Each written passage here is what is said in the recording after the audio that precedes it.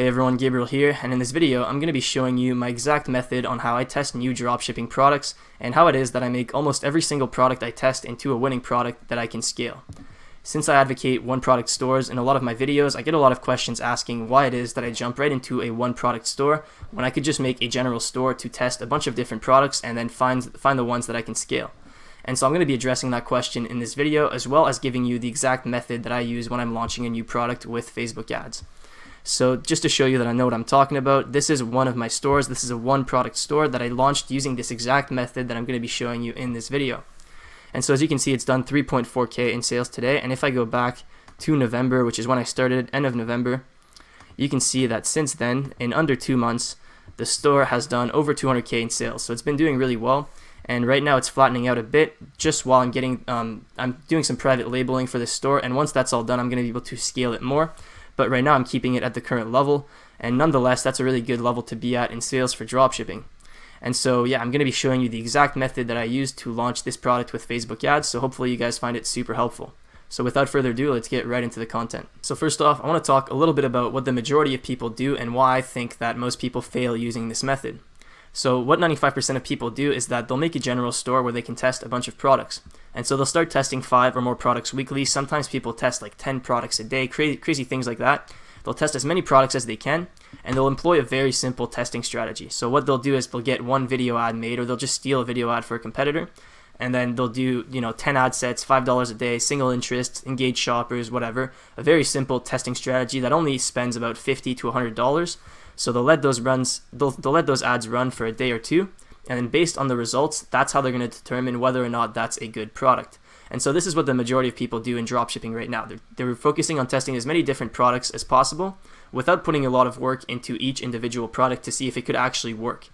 And so the typical result of this strategy is that people will end up testing 20 plus products, sometimes up to 100. I've heard people testing over 100 products without ever finding a single winning product. And so they'll end up wasting $1,000 or more on Facebook ads without getting anywhere, and then they'll get discouraged from dropshipping and probably blame it on saturation.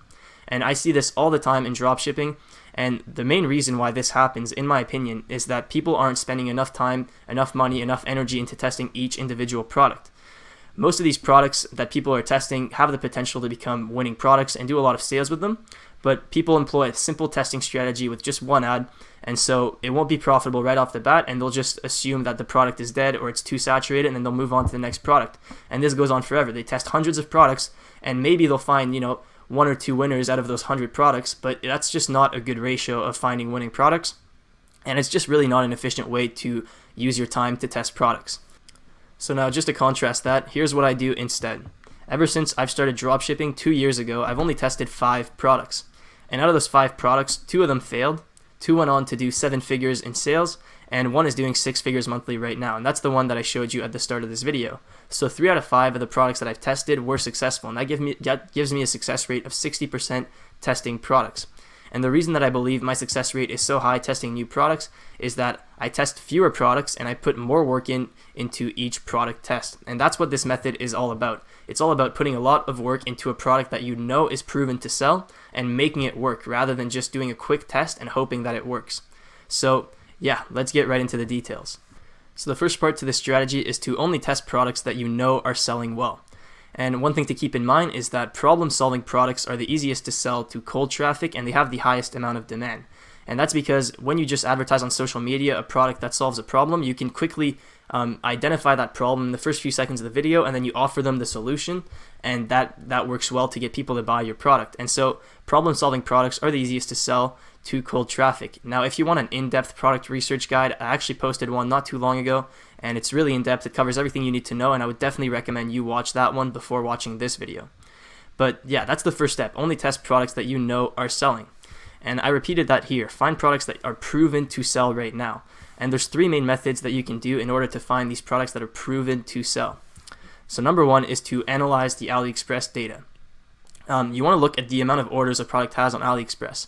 And now this isn't always a perfect source of data because a lot of people, once they start scaling, they won't be using AliExpress at all. Or some people don't use AliExpress right off from the start. Like me, I don't ever use AliExpress. And so you won't have all the sales data on AliExpress, but it's still a good place to look and to get some info. And what I look at when I'm analyzing AliExpress data is a ratio of daily to total sales of 3% minimum. And I'm going to go in depth about that in an example in a few minutes. Now, the next thing is that you want to analyze your competitors' sales. And the way to do this is you obviously can't just get their sales data, but you can go on their ads, you can go on their page, and then start tracking their ads and see in the comments if people are saying that they ordered. That's the big indication that the product is obviously selling, right? People saying, "Where's my orders? I ordered 2 weeks ago," or saying like, "Oh, this product is awesome," or "This product sucks. It came from China," whatever. All these comments tell you that people actually ordered the product and that the product must be selling. And now there's another trick that you can use is when people use bit.ly links in their ads, you can actually just add a plus to the end of the URL in order to see how many clicks that link got. And if the link is getting a lot of clicks, that tells you that, it's likely doing really well for that store, because they wouldn't be advertising and getting all those clicks to their stores if they weren't making sales profitably. And so I'm going to show you an example of that as well once I finish covering these three. So just the last one is getting insider insight from Chinese suppliers. And that's what I did for the store that I showed you at the start of the video. And now to do this, you need to be a bit more established and have connections with suppliers. And I'm not going to be going too in depth about that, but you have to keep in mind that the guys working in China shipping all these orders, they know what products are selling, right? They're shipping it. And so if you ask suppliers that do a lot of business, you can find suppliers within your niche and ask them. They can tell you what products are selling really well right now. And sometimes you hear like unheard of numbers, like people do like 50K pieces a day of certain products behind the scenes, and that they just don't use AliExpress, right? The big players don't use AliExpress. And so if you want to get that missing piece of data, you need to go straight to the source and talk to the suppliers and ask them what products are selling the best. And so these are 3 ways to make sure that a product is proven to sell. So this is a dropshipping ad that I found, and I'm going to show you guys how I know that this product is selling well for this store. So as you can see, they posted this video 2 weeks ago and they have 1.1 million views, which is a good sign, but that alone doesn't tell you that the product is selling well. It's really cheap to buy views, and just if you do worldwide video views campaign, you're going to get a lot of views super cheap. I don't know why they would do that, but you can't base the success of a product just by the views on the video. So another thing you can look at is the engagement. I mean, they have almost 2,000 shares, a lot of comments, and so this tells me that people are really engaging with this ad and this product, and there's a lot of demand for it. Now, it's also a problem-solving product, which is always a good sign. But let's look a little bit more deep. So if we go into the comments, we can see that there's people saying that they received their unit without the battery parts, so they ordered and they're not happy with the product. But the point is that they actually ordered. Now another one right here, this is a scam. The one in the video is a professional device, and they send you a low quality version. So this doesn't look like the highest quality product, but that's not the point. The point that I'm trying to show you is that you can look at the comments to see if people ordered it or not. And so it looks like a few people here have ordered it and haven't received it. So if we go to the newest comments, maybe we can find more. So this person said they paid $200 for theirs. So I guess they didn't order from this store, but this product is in demand. I received my unit. That's the same guy. This one's saying he ordered 2 and he's still waiting. So, there's a lot of people commenting saying that they bought this. So that's a good sign. Now, another thing you can do is check the Dropshipping Center stats to look at the daily sales versus the total sales, and that's what I was talking about earlier. So this is the product on AliExpress, and it only has 174 orders. Now what this tells you is that whoever is running this store is probably not doing the fulfillment on AliExpress, because they're obviously selling more than just 174 orders. So that's what I was saying, that AliExpress data is not always complete. People don't all use AliExpress, so you can't just write off a product because it doesn't have a lot of orders on AliExpress. So what you want to do is you want to look at the ratio between the daily sales and the total sales. So you want to copy this link, and then you want to go to the Dropshipping Center. So you go to My AliExpress and then the Dropshipping Center tab. And if you don't have this on your AliExpress, I'm going to have a link in the description so that you can unlock it. So then you want to go to the Product Analysis tab, paste the URL, and as you can see, this product is getting 4 to 5 sales a day, and then just yesterday it got 29 out of nowhere. So this product is getting a lot of sales. I mean, not a lot of sales, but a lot of sales relative to its total order count. So I was saying a ratio of 3% is what you would want in terms of daily sales versus total sales. So if we take the average for this product to be, this would raise the average. So let's say the average is at about 8 orders per day for this product on AliExpress. If we go back to the product page, so that's 8 orders out of 174 times 100, so that's 4.6%. So I say that the minimum is usually around 3%, and this one has 4.6%, so that's a good sign. It tells you that this product is on an uptrend. It's starting to sell well. Now, one more trick that I talked about that you can do to see how your competitor is doing with a certain product is the Bitly plus trick. So these guys are using a Bitly link for their ad, and so if we copy this Bitly link, we can see how many clicks they're actually getting. So you just need to paste that and then plus. And so we can see that since December 29th, they've gotten 60,000 clicks to their store. So this ad is obviously pulling in a lot of traffic. And if they're doing decently well, they could be making 5 to 15K a day with that amount of clicks. And that obviously depends on the quality of the traffic, and I have no idea. But this is a lot of clicks, is basically what I'm trying to say. And you can see that they've been scaling it, right? They wouldn't be scaling this if it was unprofitable. And so that's a good sign. That tells you that this product is getting a lot of clicks and is probably selling really well. So now the second part of the strategy, this is where most people get discouraged, and this is where you have to put in extra effort for each product you test. So you have to build a branded store around the product, either a one product brand or a niche store, something that, you know, makes sense. You don't want to just have a general store like everyone else. You need to differentiate yourself and make a brand around that product. So if it's a product that's, you know, just a unique product and by itself you can build a whole store around it, then that would be a perfect product for a one product store. If it's a certain category of product, you could focus on that product but also add a few related products just so that your store looks more legit. But you want to put in a lot of work to make sure that everything looks nice, everything looks clean, and so that you can get good conversion rates once you start actually pushing traffic to your store. So that includes, like I said, building a branded store around the product, creating the social media pages for the brand, buying a domain name, so not just a general domain name like trendy shop. It needs to be, you know, the same name as your brand. And all these things actually make a big difference, whether you believe it or not.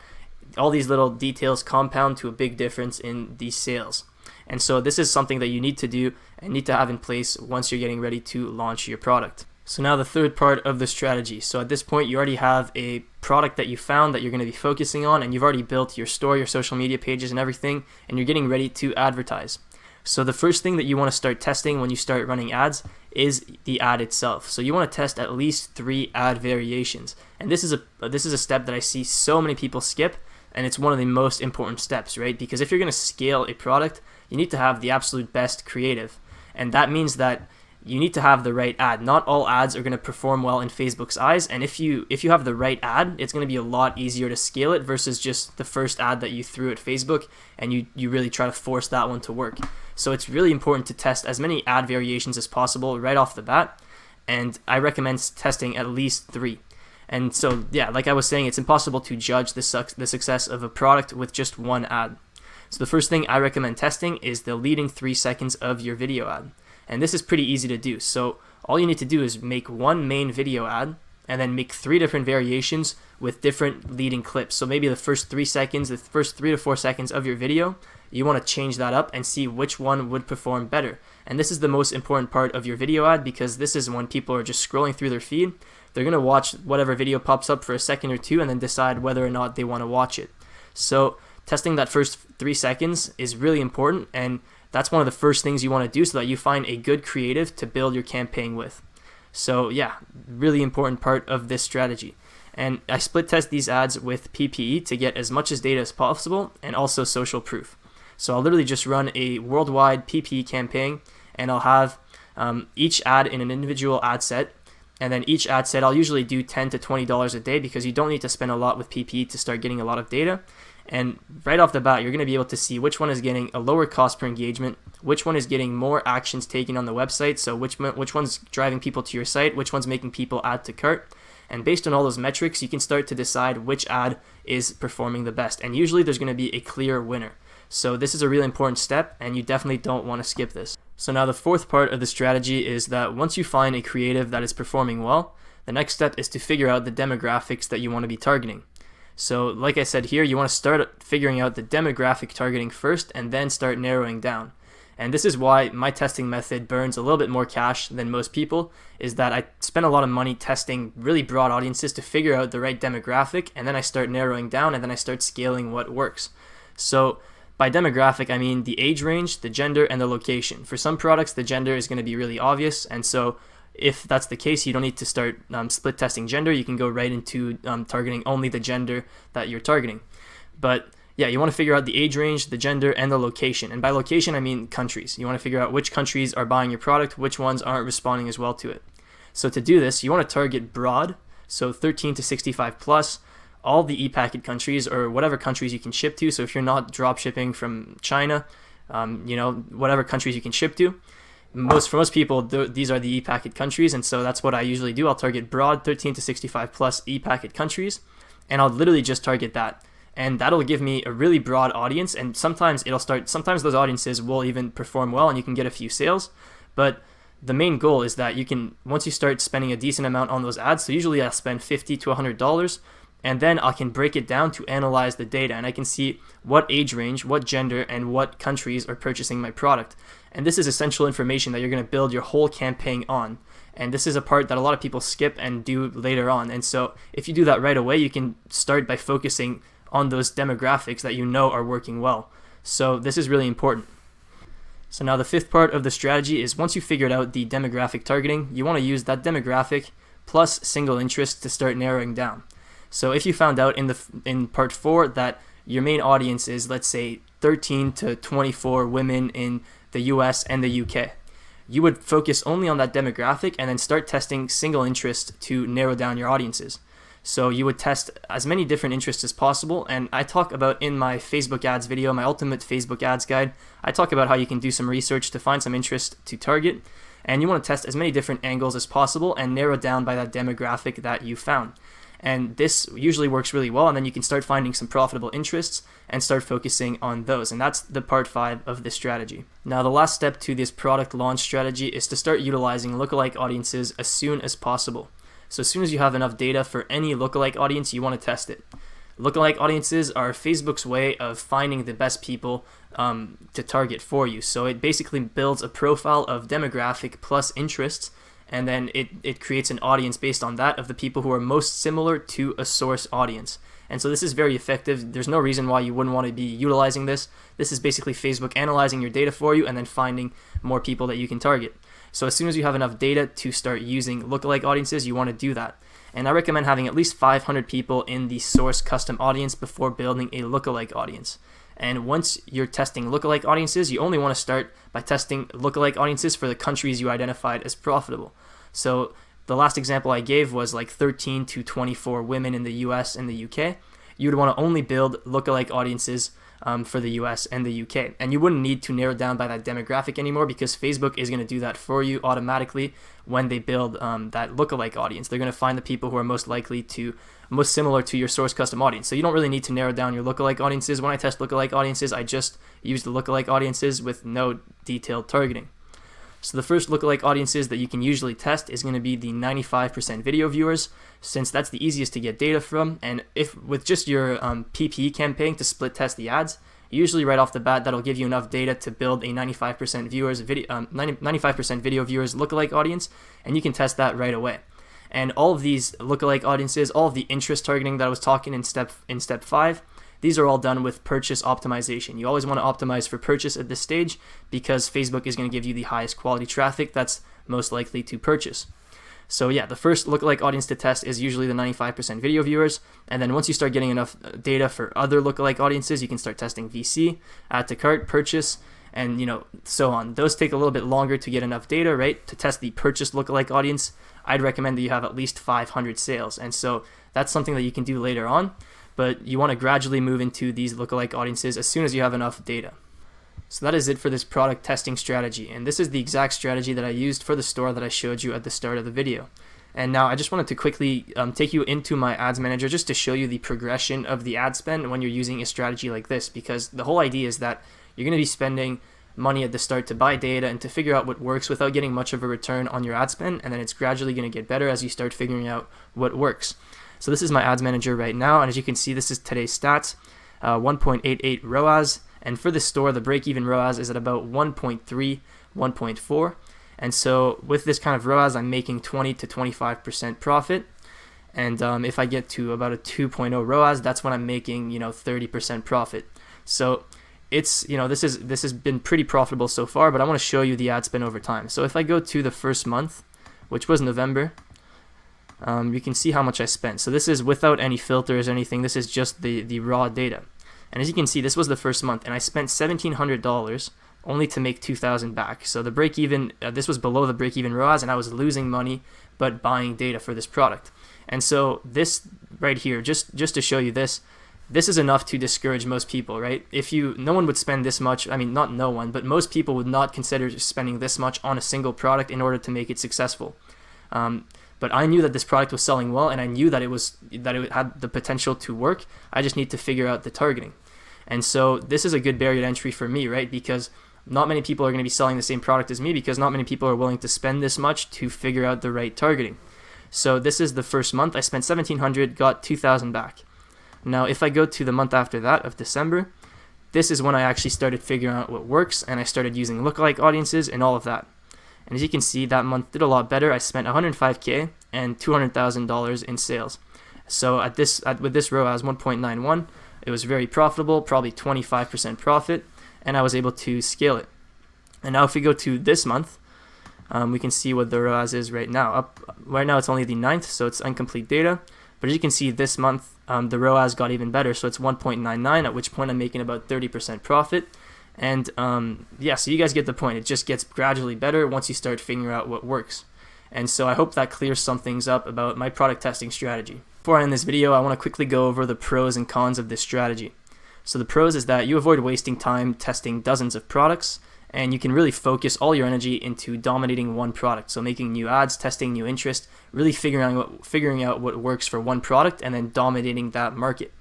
And another pro is that it's a lot easier to build a brand in the long run with this strategy, because you're going to have all the data in place for the product. You're going to have, one product brand ready to go. And so all you really need to do is just, brand it better. So offer better shipping, maybe private label the products, whatever you want to do. But it's a lot easier to build a brand in the long run than if you're just, testing products on a general store. Now, the cons is that you need to spend a lot of money buying data without getting a return at the start. And that's what I showed you with the ad manager breakdown. I spent about $1,700 without getting a return at the start. And you need to keep in mind that my ads manager is in Canadian dollars, so I spent a little less than $1,700, but in US dollars, but it was still a hefty amount to start out with. And I understand that most people don't have that kind of starting budget. And so that's the second con, is that you need a bigger starting budget. And if you don't have a starting budget big enough to do something like this, what I would recommend is that you look into Instagram influencers. And I have a video about this on my channel. It's called Easiest Way to Start Dropshipping from Scratch. And I cover the strategy that I would use if I were to start with only $200 in startup capital. So if that applies to you, I definitely recommend you watch that video. Alright everyone, so that is it for this video. I really hope you enjoyed it, and I hope it cleared some questions up about how I test my products and why I choose to go straight into one product stores. If the video helped, please make sure to leave a like and subscribe if you haven't yet. I post videos every week. And if you haven't yet, also make sure to join the Ecom Mastermind group. First link or second link in the description. It's super active. We crossed over 10,000 members, and so it's extremely useful if you're starting out and you're trying to figure out how things work and ask questions and network with like-minded entrepreneurs. So definitely join that group. And on that note, thanks for watching, and I'll see you guys next time.